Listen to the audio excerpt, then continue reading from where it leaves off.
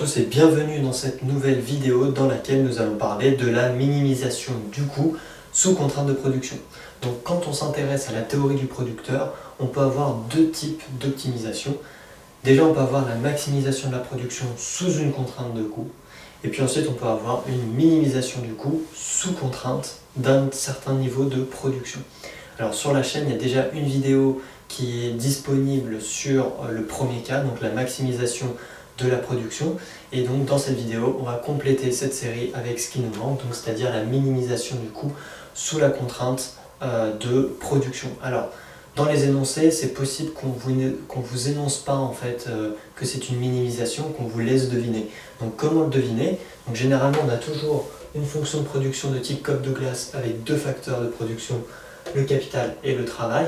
Et puis dans l'énoncé on va vous dire on veut produire un certain niveau de production noté Q0, trouver les facteurs optimaux de production, donc L étoile et K étoile.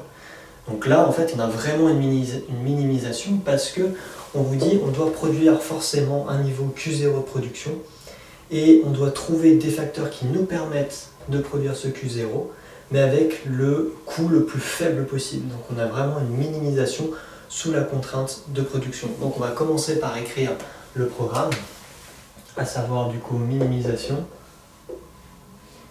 qui va être égal à notre fonction de coût, donc C qui est égal à RK plus WL, et je vais ici négliger les coûts fixes, on n'est pas obligé de les mettre, on pourrait les rajouter, mais ici on va fonctionner sans coûts fixes.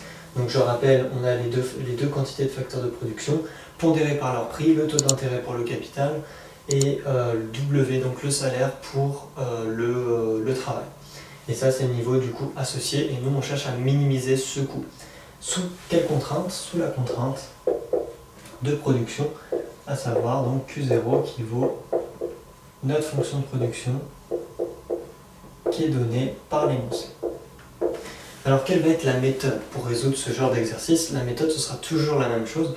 On va passer par un Lagrangien, donc il y a deux techniques qu'on verra dans d'autres vidéos, mais là on va rester sur le Lagrangien parce que c'est la technique la plus standard.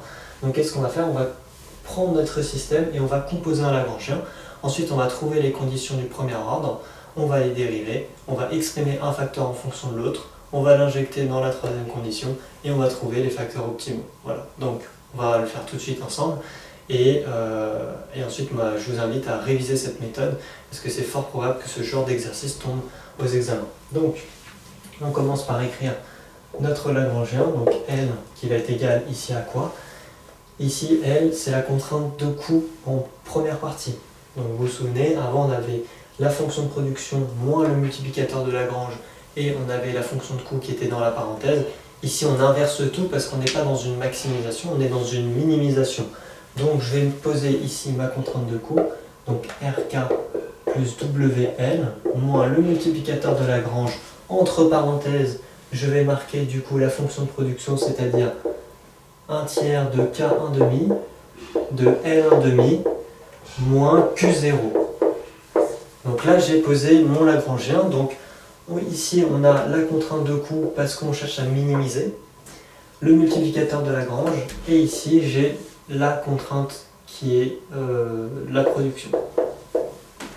Voilà, donc ça ne change pas, on a juste inversé, on a mis le coût ici alors qu'avant il était ici dans la maximisation. Donc souvenez-vous bien, en minimisation, le coût c'est dans la première partie du Lagrangien, en maximisation, le coût c'est dans la seconde partie du Lagrangien. Donc ensuite on va poser les CPO, les conditions du premier ordre, donc je vais les marquer ici, donc je vais avoir dérivée de L en fonction de K qui vaut 0, dérivée de L en fonction de L qui vaut 0, et enfin la contrainte dérivée de L sur dérivée de Lagrange qui vaut 0. On va résoudre du coup ces systèmes ensemble. Donc je mets des signes d'équivalence. On va dériver cette fonction en fonction de K quand L et lambda sont des constantes. C'est toujours le principe des dérivées partielles. Je prends ma variable, je dérive en fonction de la variable, et les deux autres restent constantes. Donc qu'est-ce que je vais avoir ici? Donc je dérive en fonction de K, donc il va me rester R. Tout ça, ça se supprime. Je vais développer le lambda dans la parenthèse. Et du coup, il va me rester moins lambda. Je dérive en fonction de k, donc le 1 demi descend. Donc ça me fait 1 tiers fois 1 demi. De k 1 demi moins, donc moins 2 sur 2 en fait, moins 1. Et ensuite j'ai L 1 demi. Et ça se supprime, qui est égal du coup à 0. Je fais la même chose pour L. Donc pour L, je vais ici avoir le W. Cette première partie se supprime. Donc W moins, je développe le lambda. Cette fois-ci, c'est le 1 demi du L qui descend. Donc je vais toujours avoir lambda 1 tiers fois 1 demi. L 1 demi moins 2 sur 2. Parce que je fais 1 demi moins 1. Moins 1, c'est moins 2 sur 2.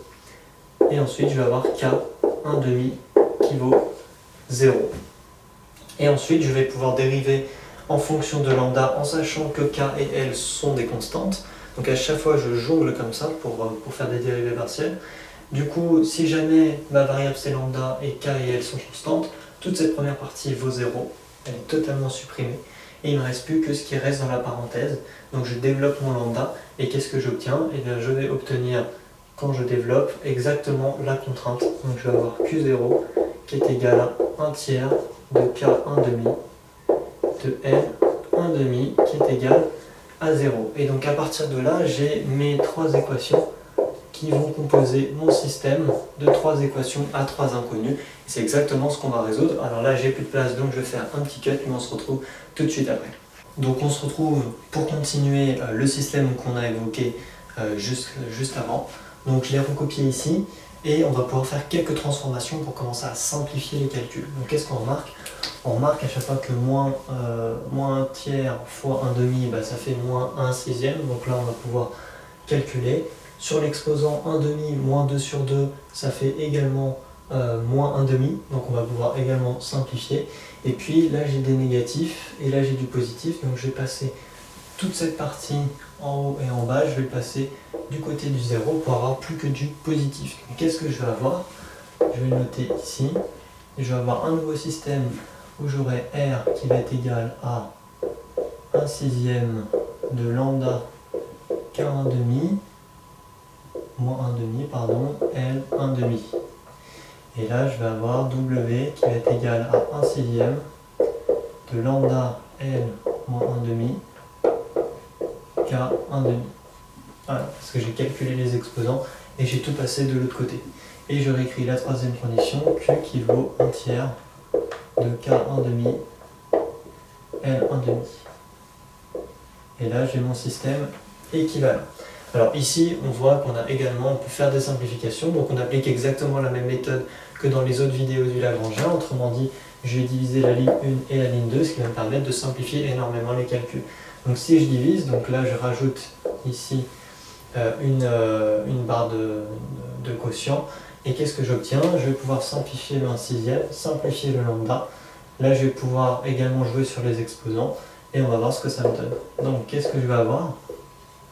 Il me reste R sur W qui est égal à, alors là j'ai un exposant négatif, donc j'applique une propriété mathématique.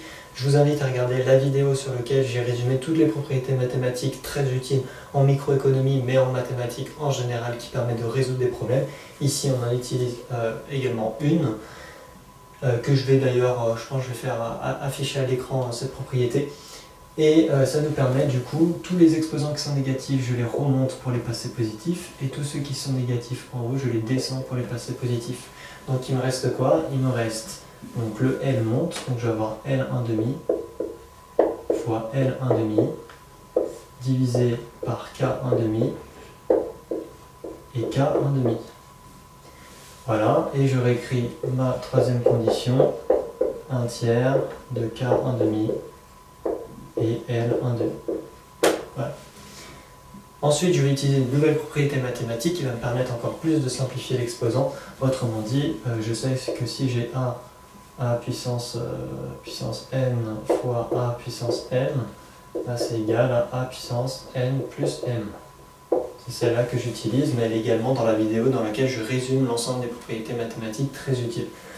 Donc ici, ça va nous donner quoi? On va additionner les exposants, ce qui va me permettre d'avoir R divisé par W qui va être égal à L sur 1,5 plus 1,5 ça fait 1, c'est pour ça que j'ai L puissance 1. Et en bas je vais avoir K. Et ensuite je réécris ma troisième condition ici, il ne faut pas que j'oublie. À partir de cette équation, je peux exprimer L en fonction de K et K en fonction de L. Donc si je regarde ce que ça me fait, je vais avoir d'un côté L qui va être égal à R sur W facteur de K. Et de l'autre côté, je vais avoir K qui va être égal à W sur R fois L. Et donc là, j'ai exprimé bien L en fonction de K et K en fonction de L. Et je vais pouvoir réinjecter ces deux équations dans la troisième condition ici. Donc si je regarde, donc là c'est pour trouver les facteurs optimaux, je vais avoir Q qui est égal à 1 tiers de K1,5 fois, alors là je prends le L que j'ai, donc je vais prendre le R sur W, RW de K, le tout puissance 1,5 parce qu'on a L1,5. Du coup je vais avoir Q qui est égal à 1 tiers de K1,5. L'exposant je peux le descendre, du coup je vais avoir RW de K1,5. Voilà, et là aussi j'ai 1,5. Hop. Et ensuite du coup je vais pouvoir rassembler mes K, donc je vais avoir Q qui est égal à 1 tiers de K1,5 plus 1,5 ça fait 1, donc K1 fois RW de 1,5. Et du coup je résous Q qui vaut, alors là comment on va se débrouiller, on va diviser par ça, donc on va isoler, donc ça je vais multiplier par 3, donc ça va me faire 3Q divisé par R sur W, le tout puissance 1,5, qui est égal à K étoile. Donc en fait j'ai isolé K, j'ai exprimé en fonction de Q et des autres, ce qui me permet d'obtenir la solution. Et je peux raisonner exactement de la même façon pour trouver le L étoile, donc c'est-à-dire que je vais reprendre la formule que j'ai ici, donc je vais reprendre le Q qui vaut donc 1 tiers, là je remplace par K, donc K vaut quoi? K vaut W sur R fois L, le tout puissance 1,5, fois, on regarde, j'ai L1,5, donc L1,5 également. Donc qu'est-ce que je vais faire? Je vais descendre l'exposant, donc j'aurai bien mon Q qui vaut 1 tiers de WR puissance 1,5 et L1,5 fois L1,5. Et donc là on va pouvoir additionner les exposants, ce qui nous permettra d'avoir L. On isole L en fonction de Q et on va trouver du coup la même chose, c'est-à-dire que 3Q vaut W sur R puissance 1,5 qui est égal du coup à L. Et on a trouvé notre L étoile et notre K étoile. Donc au niveau de la méthode c'est exactement la même chose.